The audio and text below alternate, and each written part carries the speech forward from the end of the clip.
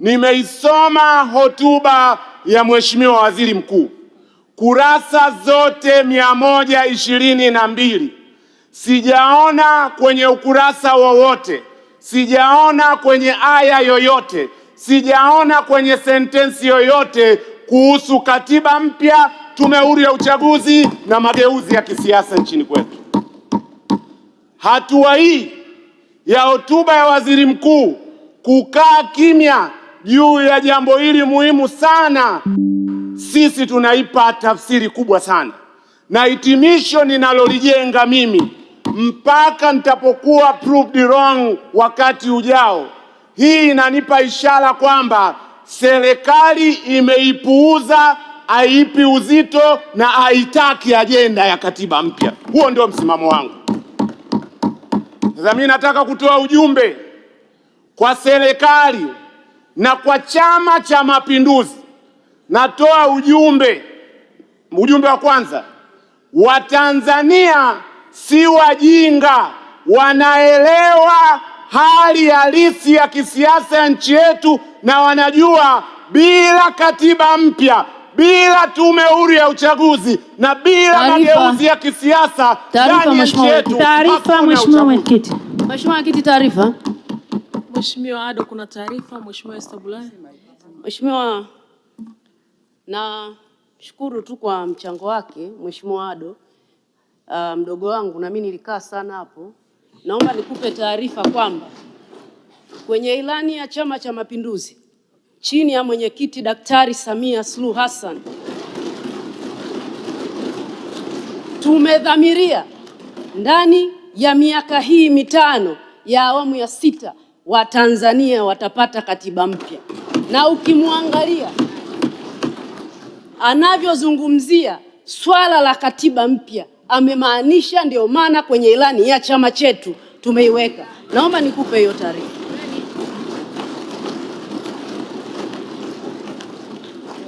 Mheshimiwa Ado, unaipokea taarifa hii? Taarifa nyingine Mheshimiwa.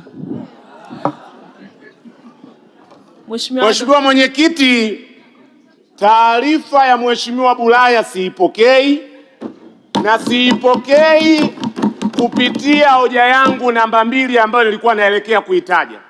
Ujumbe wangu kwa serikali na Chama cha Mapinduzi, ujumbe namba 2, katiba mpya sio ajenda ya CCM. Katiba mpya sio ajenda ya serikali. Katiba mpya ni ajenda na mali ya Watanzania. Ukimya huu katika hotuba ya Waziri Mkuu unamaanisha serikali imeihodhi ajenda hii. Mheshimiwa Mwenyekiti, taarifa. Mheshimiwa Ado, kuna taarifa inatoka. Mheshimiwa Mwenyekiti, taarifa. Mtoa taarifa yuko wapi? Mheshimiwa Mwenyekiti, naomba kumpa taarifa Mheshimiwa Ado kwamba serikali iliyoko madarakani ni serikali ya Chama cha Mapinduzi na inatekeleza ilani ya Chama cha Mapinduzi. Kwa hakuna namna tutofautisha Chama cha Mapinduzi na serikali iliyoko madarakani na Watanzania. Asante. Mheshimiwa Ado, unaipokea taarifa hiyo? Siipokei taarifa hiyo. Sijasema serikali mali ya nani, hilo ni somo jingine la katiba, mkufunzi yuko pale. Nasema katiba mpya ni mali ya Watanzania. Watanzania wana haki kwenye hotuba kama hizi zinazobeba maono kujua mchakato wao wa katiba mpya unakwenda wapi. Taarifa Mheshimiwa Mwenyekiti. Taarifa Mheshimiwa Mwenyekiti. Taarifa Mheshimiwa Mwenyekiti. Inatoka wapi taarifa? Ndio, Mheshimiwa Kinzile. Mheshimiwa Mwenyekiti, kwanza nakubaliana na Mheshimiwa mchangiaji kwamba katiba mpya ni mali ya Watanzania. Lakini pia namkumbusha mali za Watanzania ni pamoja na ardhi, fedha na vinginevyo. Na kwa sasa mwenye mkataba wa kuvisimamia ni serikali, na serikali ya sasa ni ya CCM. Kwa hiyo huwezi kuvitenganisha.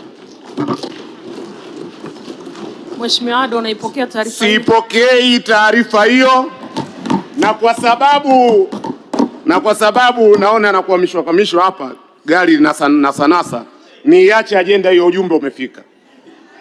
Ajenda ya pili ambayo naona ni ukimya kwenye hotuba ya waziri mkuu, vita dhidi ya ufisadi, rushwa na ubadhirifu.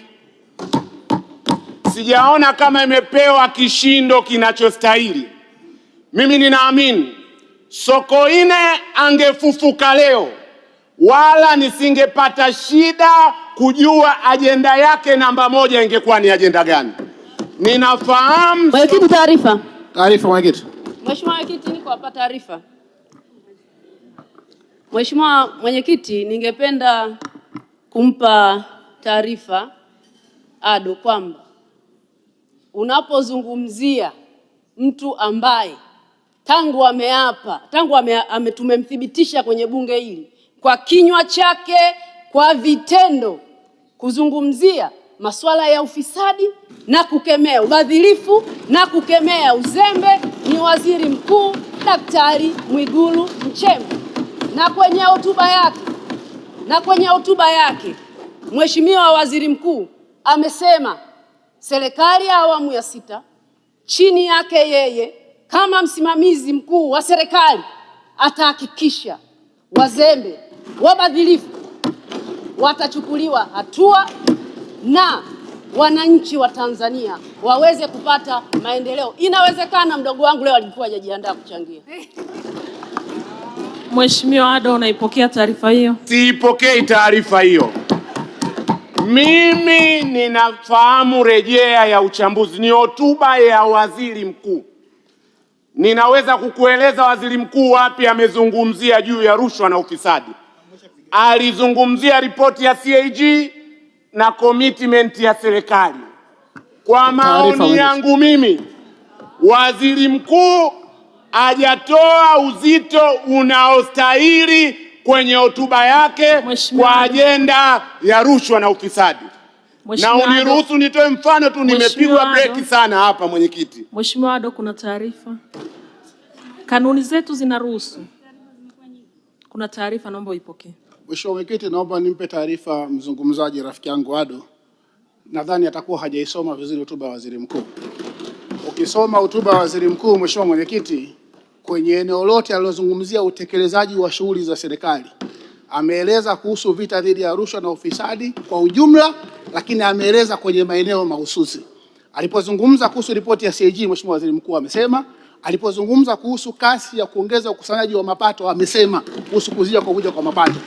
Mheshimiwa mwenyekiti, hiyo ndio lugha ambayo waziri mkuu amesema, na hotuba waziri mkuu ya masaa mawili saa moja singeweza kusema kila kitu, na huwezi kumpangia aiseme kwa namna gani, lakini waziri mkuu ameisema na ujumbe umeenda, na sisi kama wabunge tunatakiwa tuifanyie kazi hotuba ya Mheshimiwa Waziri Mkuu. Nakushukuru Mheshimiwa Mwenyekiti. Mheshimiwa Ado, nakupa nafasi upokee taarifa hiyo na muda wako pia umeisha. Mheshimiwa Mwenyekiti, nitawaacha kwa tafakuri ndogo tu, na naomba unitendee haki kwa dakika moja tu, alafu mtaona kama mimi nilikuwa naelekea wapi. Katika mazingira ya sasa ambayo tunapokea taarifa kwamba serikali imeingia katika mtindo wa kuwa na makubaliano ya pembeni nje ya mahakama za kimataifa kuwalipa wanaotudai mabilioni ya fedha, mazingira ambayo yana harufu ya ufisadi, kwa mfano malipo ya bilioni zinazofikia 268 kwa benki ya Standard Chartered, ambayo hiyo.